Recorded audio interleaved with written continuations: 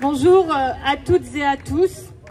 Merci et bravo à Urgence Palestine et à la Jeune Garde pour l'organisation de ce rassemblement après celui qui a fait venir beaucoup de monde à Paris.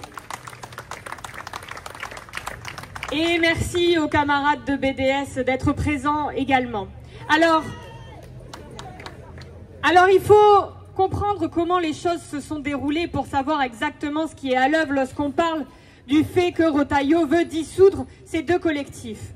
C'est mardi 29 avril, lors d'une séance de questions au gouvernement, interrogé par Sébastien Chenu, député du Rassemblement national, que le ministre Retailleau annonce devant l'Assemblée nationale envisager la dissolution de la Jeune Garde. Quelques jours plus tard, il ajoutera également l'envie de dissoudre Urgence Palestine. Ce même jour, cette même séance de questions au gouvernement, nous, à la France Insoumise, nous l'interrogions sur son absence à la Grand Combe, où le meurtre islamophobe d'Aboubacar Cissé avait eu lieu quelques jours auparavant. Et à la Grand Combe, nous étions, avec mon collègue député Raphaël Arnaud, député de la Jeune Garde qui siège à la France Insoumise, nous étions les deux seuls élus présents à la marche blanche. Ni le préfet, ni le ministre Retailleau n'étaient là. Autrement dit, ça signifie que l'État n'était pas représenté à cette marche blanche. Alors que la famille et la ville pleuraient une personne qui avait été tuée pendant la prière. Alors, rappelons ce que c'est la Jeune Garde. La Jeune Garde, c'est une organisation antifasciste, antiraciste, avec laquelle nous, à la France Insoumise, nous militons. C'est dans le contexte de montée de l'extrême droite, de propagation de ses idées et de sa haine, que la Jeune Garde fait un travail de vigie qui est essentiel. Et c'est dans ce contexte que nous assistons à une inversion des valeurs, où M. Retailleau qualifie les antiracistes de racistes, les antifascistes de fascistes. Et je le disais, le comble, c'est que donc M. Retailleau répondait au Rassemblement national. Rappelons ce que c'est le Rassemblement national. Il compte par exemple dans leur rang un député qui était libraire et vendait des ouvrages négationnistes et antisémites. C'est eux, l'extrême droite, qui ont des liens avec le terrorisme, par exemple avec l'attaque islamophobe de la mosquée de Bayonne par un ancien candidat du Rassemblement national. C'est l'extrême droite qui incendie le domicile du maire de Saint-Brévin. C'est l'extrême droite qui attaque des locaux d'associations, qui attaque SOS Méditerranée, qui fait des tags racistes ici sur les devantures de certaines associations d'aide aux migrants. Et puis, on pourrait aussi rappeler ce qui s'est passé, par exemple, à la fête des fanfares. Vous savez, quand des militants syndicaux, des militants antiracistes se sont fait attaquer par des groupuscules d'extrême droite. Et puis donc, je le disais, c'est aussi, il y a quelques jours, l'annonce de la dissolution d'Urgence Palestine, au moment même où les images d'enfants mourant affamés nous parviennent et s'ajoutent à des mois d'images de massacres, de bombardements, de gens qui sont démembrés par les bombes de l'armée de Netanyahou. Voilà ce que Retailleau décide. Et après les bombes, effectivement, c'est la famine qui est utilisée comme arme de guerre par Netanyahou. Là encore, cette décision vient après une demande d'un député du RN et après la dissolution d'autres collectifs pour la Palestine. Par ces décisions, Retailleau exprime son soutien à l'extrême droite en lui donnant des gages, en répondant à ses exigences. Alors on pourrait se demander, mais sur quel motif, pour quelle raison, pour quel trouble il prend ces décisions? Aucun! Il n'y en a aucun! Il n'y a rien qui légitime cette décision.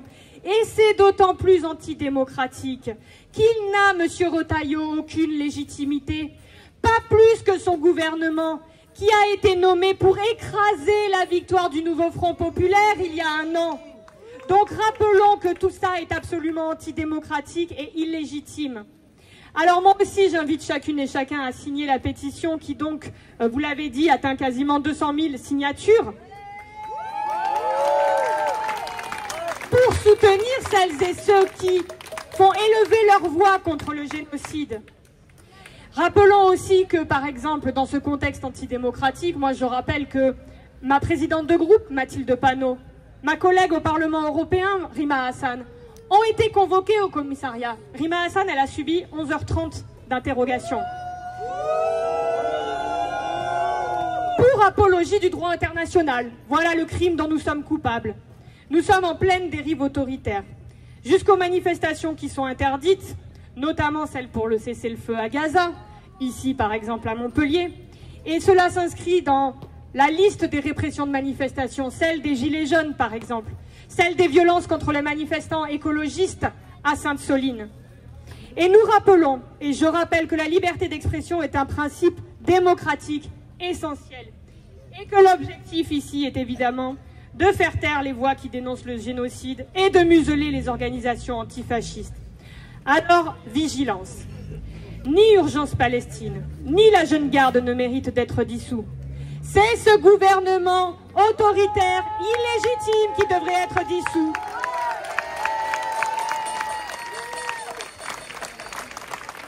Et je suis particulièrement honorée de parler après les soulèvements de la Terre, parce que rappelons qu'ils ont essayé de dissoudre les soulèvements de la Terre. Un certain monsieur Darmanin, avant monsieur Retailleau, avait essayé.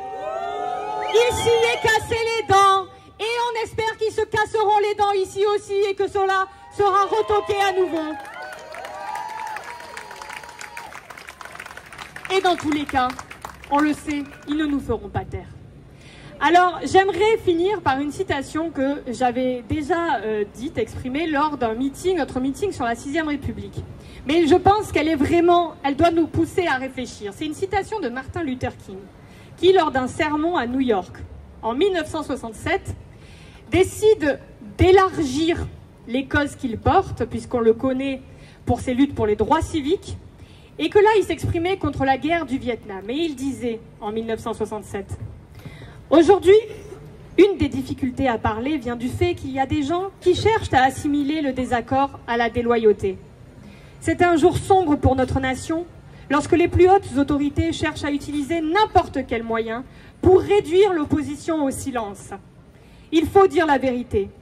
Et je dis que ceux qui cherchent à faire passer tous les opposants à la guerre du Vietnam pour des fous, des traîtres ou des ennemis de nos soldats sont des gens qui luttent contre ce que notre tradition a de meilleur.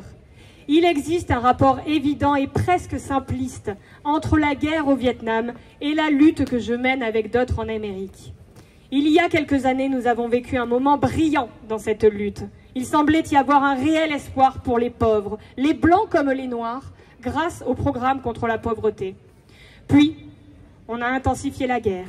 Et j'ai vu qu'on interrompait le programme contre la pauvreté comme si c'était devenu quelques jouets politiques inutiles d'une société devenue folle de guerre.